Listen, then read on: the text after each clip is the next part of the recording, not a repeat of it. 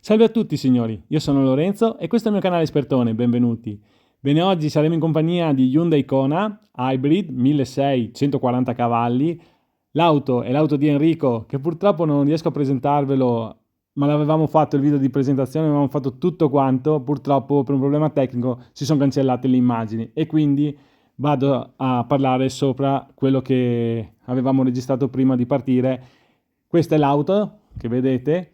Quindi troverete sarà un focus soprattutto sugli interni e su come si è trovato Enrico con quest'auto. Poi ci sarà una piccola prova su strada e quello che avevamo registrato prima di arrivare dove volevamo registrare noi le nostre immagini.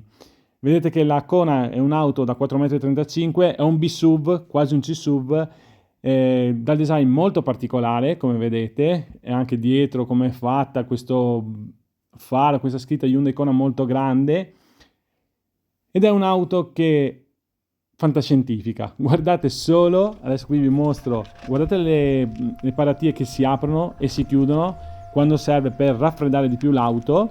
In questo caso l'auto, quando la accendi, apre le paratie per far entrare l'aria per raffreddare il motore e la batteria. Ci sono 4 paratie che si aprono. Fari full LED che vedete qui, e dopo vi farò vedere gli interni e quante funzioni ha, e lì verranno raccontate da Enrico perché lì le immagini sono rimaste per fortuna. Questo è il frontale, bellissimo, e questo è il posteriore, anche questo molto molto interessante, con questa linea che viene riproposta anche dietro continua. Il terzo stop qui sempre a LED, piccolino, bello, vedete l'antennina Shark, il tetto a contrasto nero, vedete questo faro che riprende il faro davanti bianco a LED che continua per tutta il posteriore, che va a raccordarsi fino qui nel laterale, e poi questi fari dietro che sono, la retromarcia non è a LED e neanche il retronebbia. Poi vedete queste linee tese che vanno a rafforzare le lamiere, bei cerchi in lega da 18, i fari full LED anteriori, vedete come sono fatti qui. È tutto full LED frontale, non c'è un pezzo che non sia frontale. Andiamo a vedere il bagagliaio. Ecco, quindi adesso partiamo da qui. Enrico ci fa vedere il bagagliaio, di come si apre da solo praticamente e che funzione ha, che è molto molto particolare. Vai pure Enrico. Sì, allora simuliamo una situazione dove io ho appena parcheggiato la macchina, anzi magari l'ho parcheggiata prima, sto arrivando per caricare le cose che ho in mano, magari ho tante borse come spesso mi capita a lavoro, quindi ho le mani occupate, ho le chiavi in tasca, l'auto legge le chiavi, quindi io mi avvicino senza premere nulla, l'auto comincia a fare i beep, se io sto fermo al mio posto dopo che ha fatto 5 beep apre autonomamente il bagagliaio che come si vede è anche molto ampio, ha i sedili che possono fare 40-40-20, quindi anche il sedile centrale volendo si può buttare giù. Quindi se vogliamo far passare degli sci oppure qualsiasi cosa, andiamo a acquistare dei tubi lunghi eccetera, vedete che molto spazioso, ci sta proprio tutto senza difficoltà, senza problemi. E qui non è in dotazione il ruotino di scorta, però questa parte si può anche portare sopra volendo, se uno non necessita di tutto quello spazio in più, ed ecco che diventa così, oppure appunto come faccio io che lo faccio scorrere per sotto, anche molto comodo e veloce, e lui ha tutto lo spazio che serve. Portellone che è automatico, quindi si chiude elettrico da solo. okay. Poi io, se invece ho la cosa contraria, dove appunto la macchina, ricordiamo, è chiusa, io non ho toccato le chiavi, mi avvicino,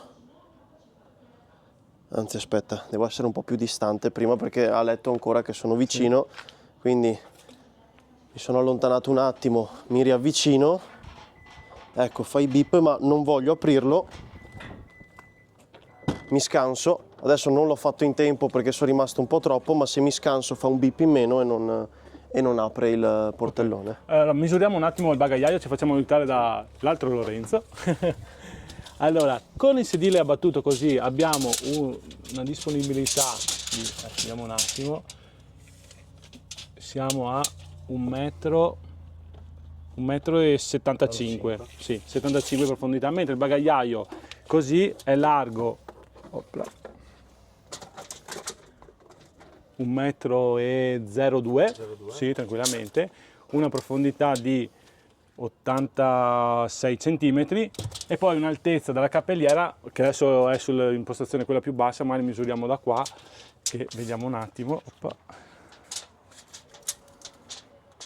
Ha una larghezza qua di bocca, comunque anche qui sopra di 102, quindi si ripete quello che c'è sotto. Sì. E l'altezza qui dovrebbe essere intorno ai, eccoci qua, ai 47 cm di altezza, quindi un bagagliaio bello spazioso, ha una bella bocca larga e tutto quanto. Bene, adesso andiamo a salire dietro e così vediamo come si sta. Bene, adesso Enrico salirà nella parte posteriore dove non c'è quasi mai stato, penso. No, praticamente no. Però è giusto per far vedere gli spazi. Allora, Enrico è alto 1,77 m, abbiamo detto. Esatto. Spazio per la testa ne ha tranquillamente, sì. Per le gambe ne ho e come, perché abbiamo tutta questa distanza tra le mie ginocchia e il sedile, ed era appunto questo, quando abbiamo nominato la CHR, sempre era una delle cose che non mi convinceva, perché è tutto molto chiuso, anche i vetri qui sono piccoli, non hai tanto spazio. Qui invece di una comodità importante, insomma, si sta veramente anche per bene. Fare un viaggio. Esatto, anche per fare un viaggio lungo qua si sta davvero comodi. Tra le altre cose che ha dietro ha i sedili che possono essere riscaldati. Okay, basta premere il tasto, e il tasto tra l'altro se si vede ha 3 lucette, sì, quindi vuol dire che si può regolare anche come intensità, più caldo o meno caldo. E abbiamo 2 prese Type-C molto comode, quindi anche appunto sempre in vista di un viaggio lungo si può caricare il telefono, addirittura 2 persone qui dietro possono caricarlo contemporaneamente. Abbiamo le bocchette dell'aria. Abbiamo le bocchette dell'aria che ovviamente si possono spostare. E un'altra cosa, sempre magari se uno, io per esempio questa sarebbe una cosa che uso dal poco al niente, però volendo qui ci sono i portabicchieri, quindi sempre se uno vuole un po' più di comodità nel suo viaggio lungo. Che altro dire? C'è la plafoniera qui in alto, quindi esatto. Abbiamo un'illuminazione sempre a LED anche qui dietro, sì. Una lampadina per tutti quanti gli occupanti, però comunque c'è, sì. Ed è a LED. Ci sono le maniglie per uscire. Sì.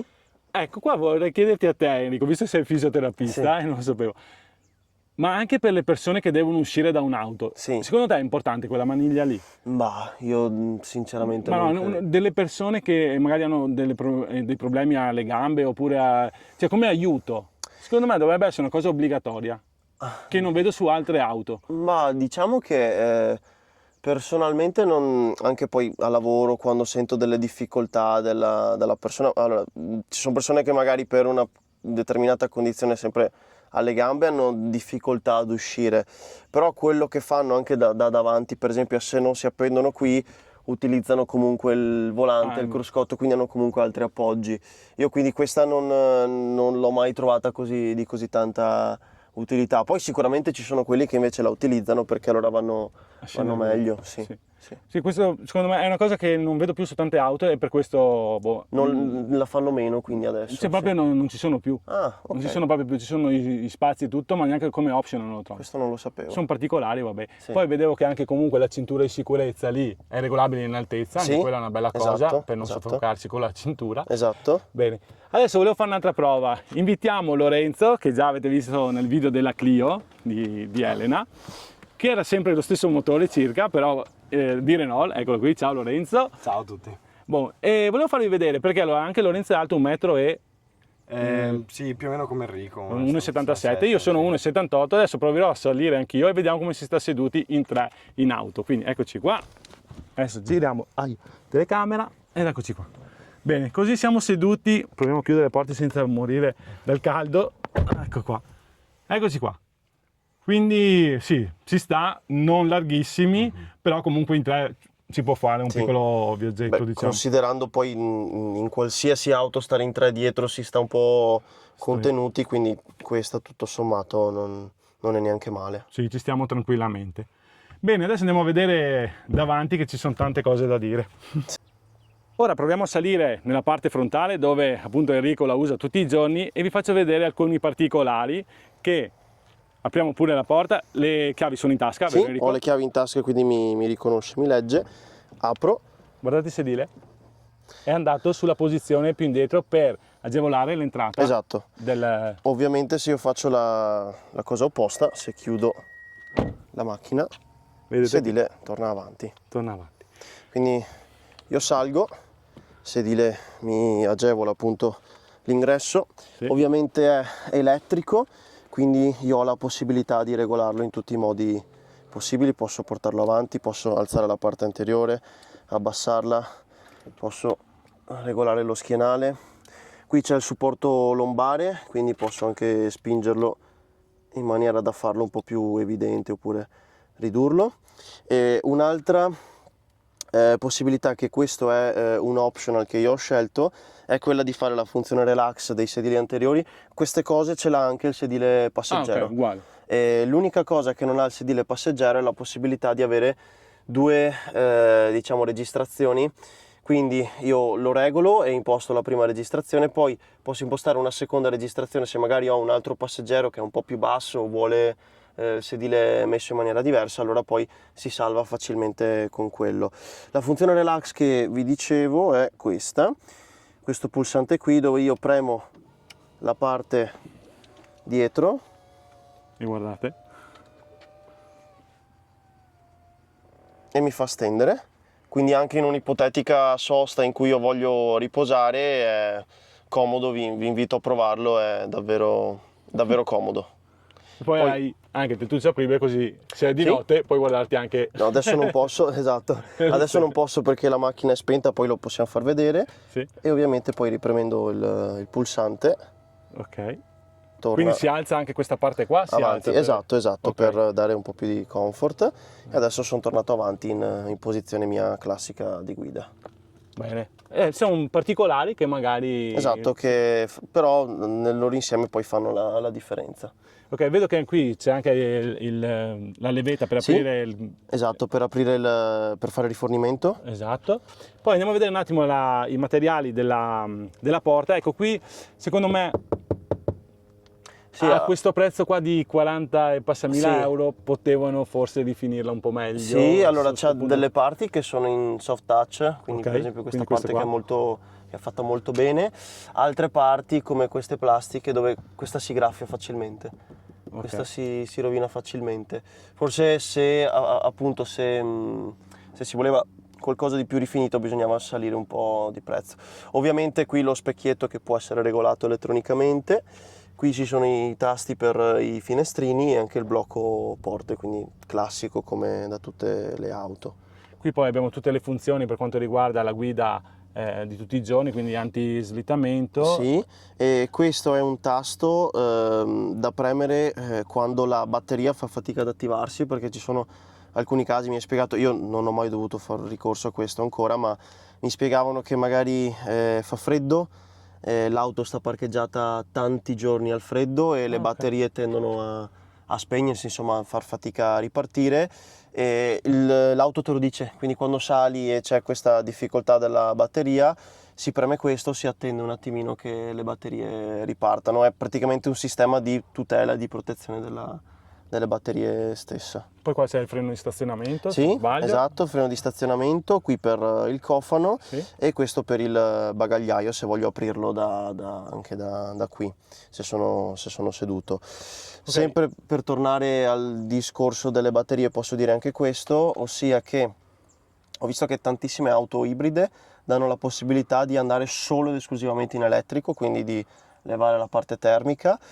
Hyundai non ha fatto questa scelta perché diciamo gli ingegneri Hyundai hanno pensato che questo tipo di batterie sono batterie non fatte per fare tanta strada, quindi davvero i chilometri che può fare solo in elettrico sono minimi, e quindi non dà mai la possibilità di usarle completamente perché rischiano di scaricarsi e quindi nel tempo rovinarsi. Quindi il cambio da termico a elettrico oppure insieme fa tutto autonomamente la macchina, non puoi controllare quello, diciamo. Di questo sono cioè sono particolari che magari uno non sa, molto interessanti. Allora io vado dall'altra parte così Sì. registriamo la plancia e tutti i tastini che ci sono Sì. lì, che sono molti.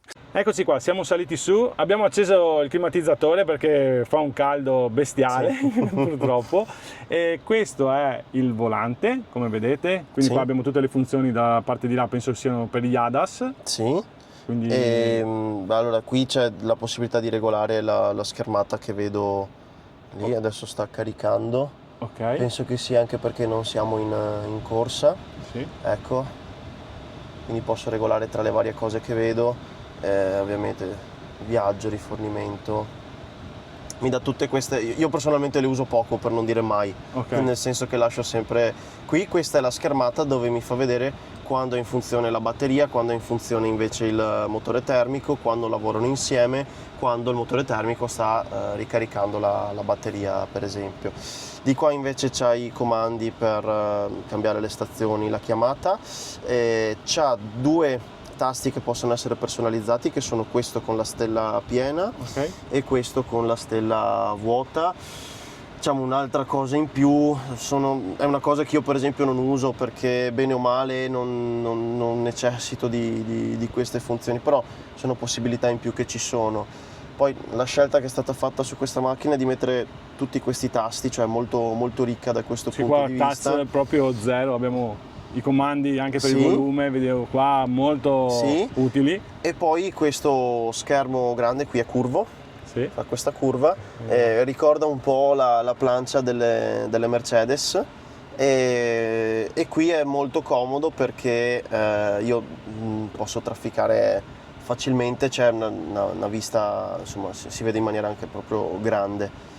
E un'altra cosa che apprezzo molto e che può sembrare una stupidaggine ma per me non lo è, il cambio che è qui, quindi ovviamente il cambio automatico, però quasi tutte le macchine col cambio automatico ce l'hanno in parte Sì. a questa altezza. Hyundai l'ha posizionato qui e secondo me è meglio perché c'è più spazio qui a destra. Sì, beh, Infatti, basta vedere, guardate che spazio che c'è sì, qui per il poi, portabottiglie. esatto, poi questa parte qui per esempio può essere chiusa, posso levare la bottiglia per esempio e chiudere anche questo. Eccolo, lui si fissa e questo è tutto spazio che ho a disposizione e poi posso farli tornare fuori E come rimettere. normalmente li uso io. Questo può venire su, insomma, c'è la possibilità di appoggiare, anche qui sotto c'è tanto spazio. Braccioli. E una cosa molto comoda è la ricarica wireless, quindi io posso per esempio appoggiare il telefono in questa posizione, si illumina questo simbolo, la luce si è illuminata, quindi mi sta caricando il telefono. Qua bisogna stare solo attenti a metterlo bene perché se io per esempio lo sposto un po', Ok. qui sta caricando ancora per esempio, ma se trovo magari una posizione dove non è messo bene, Ecco, ecco, adesso si è non carica. spenta, quindi non sta più caricando, quindi basta posizionarlo. Qui quindi posso avere, oltre al telefono in carica, un'altra presa Type-C, un'altra presa Type-C, qui posso fare solo batteria, quindi solo ricarica, Ok. oppure ricarica anche collegamento a... Questa è una funzione al che cruscotto. non ho mai visto su altre auto. Sì, sinceramente. posso quindi solo, perché magari voglio solo caricare, perché ho magari già il mio connesso, io ho CarPlay, quindi col Bluetooth mi connetto, però volesse connettersi un altro telefono si connette da questo. Quindi abbiamo in realtà due dietro, fa 4 prese Type-C, l'accendisigari, quindi volendo un'altra presa ancora, più il caricatore wireless, in pratica abbiamo la possibilità di collegare Qualsiasi tantissimi telefoni assieme senza problemi. Ha 3 modalità di guida, Ok. la modalità Eco, quindi quella che si usa tutti i giorni classica, la modalità Sport e la modalità Neve. Perché la modalità Neve? Perché questa macchina va molto nei paesi nordici. La modalità neve praticamente consente, io l'ho provata, diciamo che la sensazione che dà semplicemente magari è di essere un po' più piantato, un po' più in controllo. Con la modalità neve si usano le palette qui laterali del volante, di cui poi magari possiamo parlare per parlare del freno motore, come fossero marce, quindi quasi come fosse un cambio manuale. E stessa cosa anche nella modalità sportiva, non che la macchina va in sofferenza o rischia di spegnersi, perché comunque poi è automatico, però tu puoi dargli un aiuto, un supporto. Il volante può riscaldarsi, quindi se fa freddo io premo questo e ho due possibilità di intensità di riscaldamento, quindi il livello 2 oppure il livello 1, e qui appunto mi fa il calore sul volante. Sedili riscaldati sia passeggero che autista anteriori, e una cosa utilissima, secondo me è un optional che secondo me fa veramente la differenza, io uso sempre, è il sedile ventilato. Quindi con questi sedili in pelle col caldo io posso ventilare, adesso lo facciamo anche a Lorenzo, la stessa cosa, praticamente arriva aria fresca sul sedile, molto comodo se per esempio si ha una maglietta che col sudore si stropiccia, una camicia che appunto rischia di rovinarsi, si sente e si esce che si è asciutti praticamente. Anche qua posso regolare intensità 3, intensità 2, intensità 1 oppure spento. Si sente veramente un fresco, Sì. cioè, molto piacevole. Questo lo uso tantissimo, fa la differenza. Infatti tra tutte le varie cose può sembrare una stupidaggine, ma non lo è. No, interessante questa cosa qua. Poi qua abbiamo tutti, quanto riguarda la climatizzazione, vedete Sì. adesso abbiamo messo il clima a palla praticamente, comunque è molto silenzioso secondo me. Molto silenzioso, e ovviamente Efficiente posso distinguere tra passeggero e autista. Per esempio se il passeggero magari ha troppo freddo, allora diminuisco, invece le mie, diciamo, i bocchettoni miei restano a fare tanto freddo. Vedo che hai la funzione driver only, Esatto. quindi solo per te, se sei te da solo in macchina. Esatto, in modo da magari risparmiare anche un po' sui consumi. Queste scritte qua in realtà si illuminano, quindi sono queste scritte home, map, search, media, e al buio diventano luminose. Allora, diciamo che adesso sto guardando un attimo così, ti dico, perché vendendo cellulari, quelle cose là, mi capita con le persone di una certa età, queste scritte qua tutte in inglese, farle capire alle persone magari che non... Sì, che fanno fatica dal punto di vista Esatto. linguistico, sì. Potevano magari, non so, o riproporle, non so, Sì. magari... Poi sono tasti in realtà che io non uso praticamente mai, vabbè, home magari sì, media no, semplicemente se magari registri, salvi degli audio o qualcosa, lo registra, appunto lo tiene salvato, però sono tasti che io uso poco, perché alla fine comando tutto così. Oppure c'è la possibilità di usare il comando manuale, il comando vocale volevo dire. Quindi parlando alla macchina mi chiama per esempio le persone, ovviamente, o fa delle funzioni. Per esempio io posso dire regola la temperatura per il passeggero a 23, e lei me lo può alzare. È interessante anche questa cosa qua. Qua vediamo che abbiamo una fascia qui che richiama le bocchette dell'aria, che possono essere regolate comunque sia a destra a sinistra che l'angolazione, diciamo così, e regolandole a destra a sinistra si va a chiudere o ad aprire un po' di più il flusso d'aria. Qui abbiamo una mensolina, diciamo così, si dove può appoggiare qualcosa, non ha altre funzioni non telefono in più, no, esatto. Ok. E io direi che possiamo far vedere forse le telecamere? Sì, magari facciamo un attimo un po' di retromarcia, allora, giusto per far vedere anche le telecamere. Eccoci qua. Facciamo vedere anche come funziona. Sì, il cambio. Allora, con due tacchi indietro va sulla retromarcia, e quindi qui si illumina la R in rosso. Una avanti vado in folle, quindi ora sono in folle, un'altra avanti vado in marcia, insomma. Per fare il parcheggio si preme il pulsante laterale. Io premo il pulsante laterale e mi mette il park. Io ho la possibilità poi manualmente anche di mettere il freno a mano. Basta tirare qui e compare, qui si vede forse la lucetta rossa, esatto, la spia rossa del freno a mano tirato. Lo fa anche in automatico, nel senso che quando io metto P, poi se io lascio e sono in discesa, in automatico lui va col freno a mano, ovviamente. Per levare questo devo semplicemente mettere la marcia, lui lo toglie da solo. Quindi adesso per esempio sono in retro, e qui possiamo vedere le telecamere. Si vede la telecamera dall'alto. Questa è la telecamera posteriore, ovviamente, dove io posso scegliere anche vista dall'alto, così. Cosa vedere. Queste sono le telecamere degli specchietti che inquadrano dietro. questa invece è la telecamera proprio posteriore vista in maniera frontale così, e telecamera poi 360 gradi, Ok, quindi che io puoi girare attorno. posso girare. Qui per esempio c'è anche Lorenzo. E sì, diciamo che questo è comodo, poi soprattutto appunto se uno non sa la distanza, rischia di toccare, di arrivare, lo fa. E poi posso appunto partire e andare in retro. Questo molto comodo perché ti fa vedere anche le strisce dei parcheggi. Sì. Quindi io per esempio, non so, devo parcheggiare all'interno delle strisce e senza aprire la porta, io vedo qua le due strisce bianche, forse si vedono. Sì, perfetto. vedono, Io vedo le due strisce bianche, quindi dico, boh, vado dentro, chissà se sono rimasto dentro, e lui me lo fa vedere sia qui che anche qui, mi fa vedere proprio che sono perfettamente dentro le linee bianche. Poi so che tante volte magari sai, uno apre la porta a guardare sotto, e guarda, invece così lo si vede già, quella è già autonomamente. Bella anche questa come funzione, sì. Quindi anche adesso, se fai retromarcia, vedi anche dietro se ti sta arrivando auto dietro. Esatto. Una cosa che ancora non abbiamo detto è che se arriva qualcuno dietro, la macchina si blocca in automatico. Mi è capitato a volte di uscire dal cancello di casa prima ancora che io vedessi niente, che provassi a guardare in retro. Ho sentito il volante tremare, la macchina si è fermata, ho detto aiuto, che è successo? Tempo un secondo, è passata una macchina dietro. Quindi è anche molto molto sensibile quella è una bella cosa, secondo me. Sì, una ti bella avvisa. E poi questo che hanno anche tante auto, ci sono sugli specchietti, sì.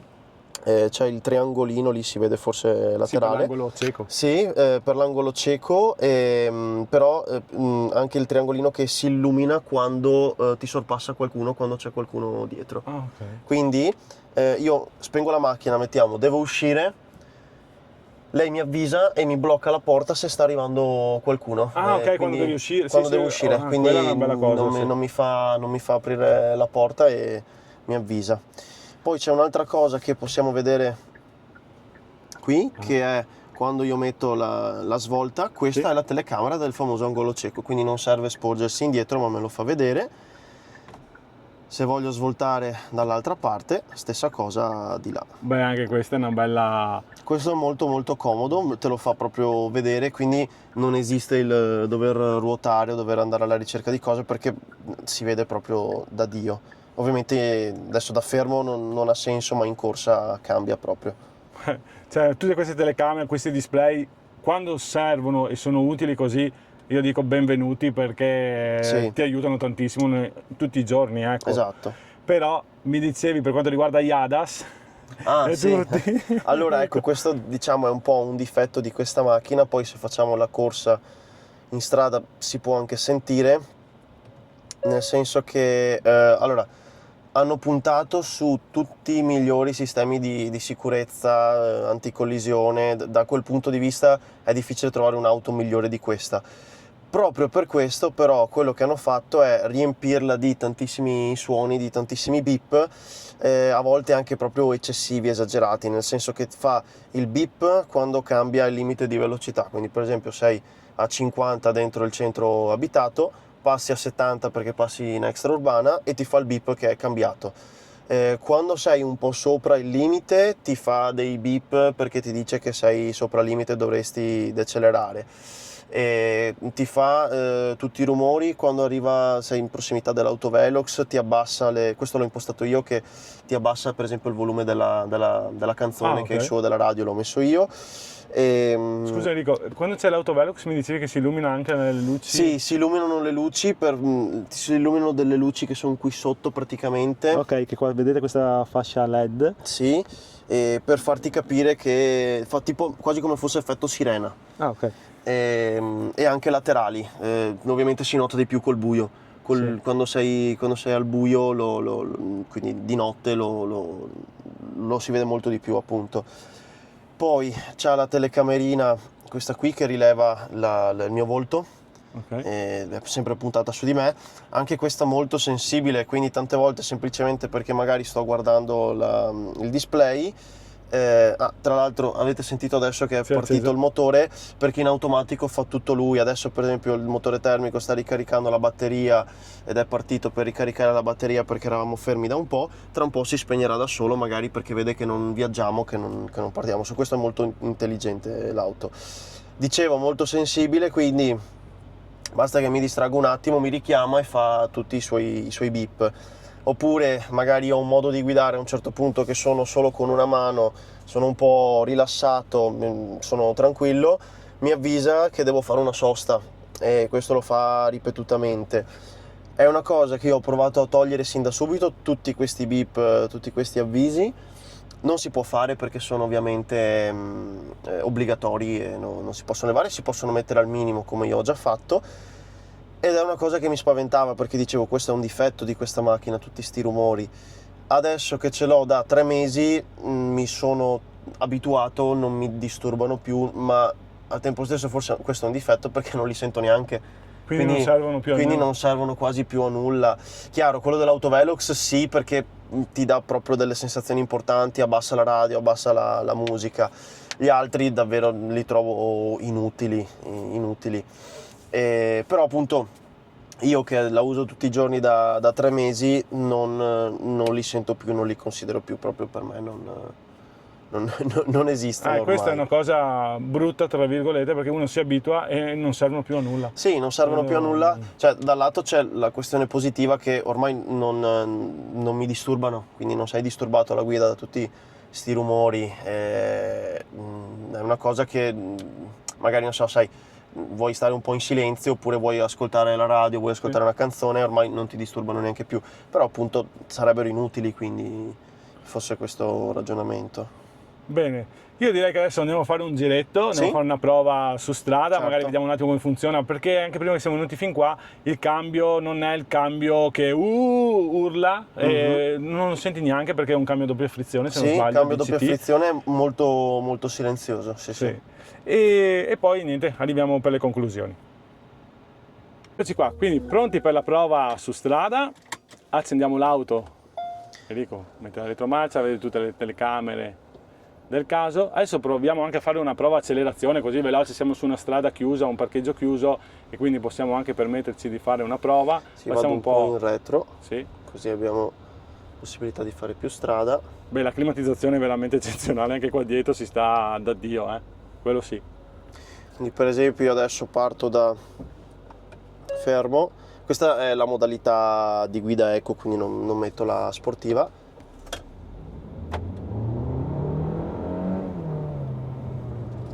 Questa è una prova di Sì, avete sentito il cambio accelerazione. che ha fatto in tempo di cambiare la marcia ed è stato veramente fulmineo secondo me e anche molto silenzioso.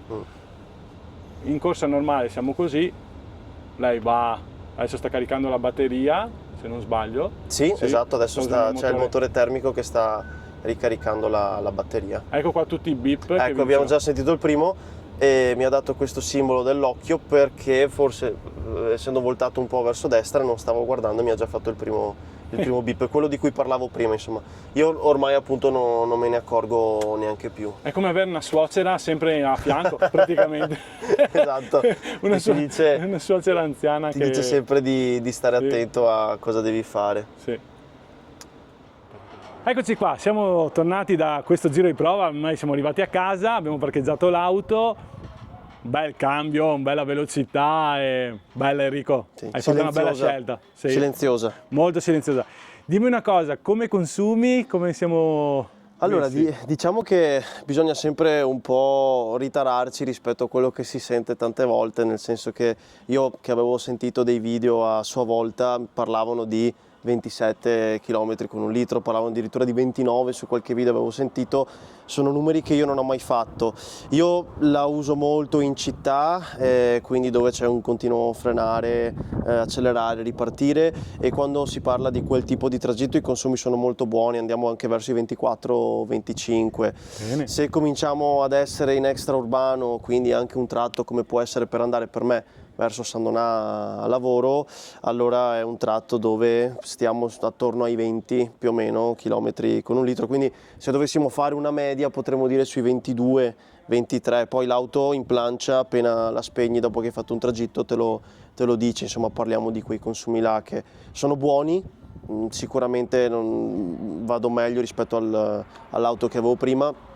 Io avevo un Volkswagen Touran del 2006 e non sono però le cifre che dicono, che si raccontano, però tutto sommato sono dei buoni consumi per essere un SUV.